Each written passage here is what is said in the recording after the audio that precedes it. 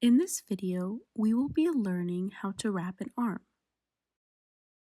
The supplies we will need is a gauze sheet or Brunswick, scissors, a gauze roll or 4-inch cling, and a 4-inch ace bandage. We're going to start by applying our primary dressing, and in this example, we are using Mepilex.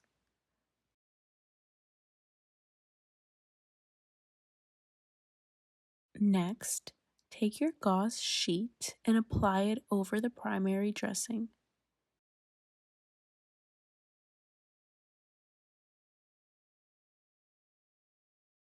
Take your gauze roll and starting at the wrist, secure around the wrist and work your way up the arm.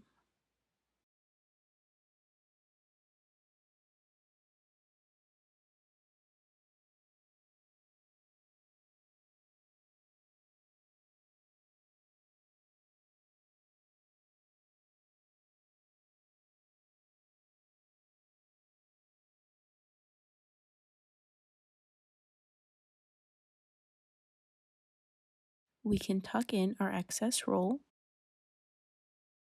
Next, we can take our ace bandage and we're going to cut out a small thumb hole.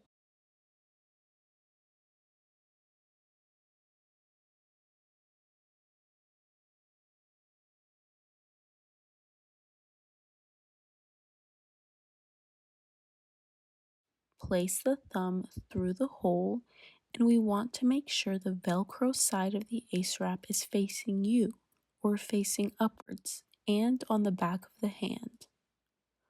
While we wrap the arm, we want to wrap in a figure 8 pattern. This means that going around the arm, we're going to wrap slightly upwards, and then coming back around the arm, we're going to wrap slightly downwards. And we're going to do this over and over again as we wrap the arm.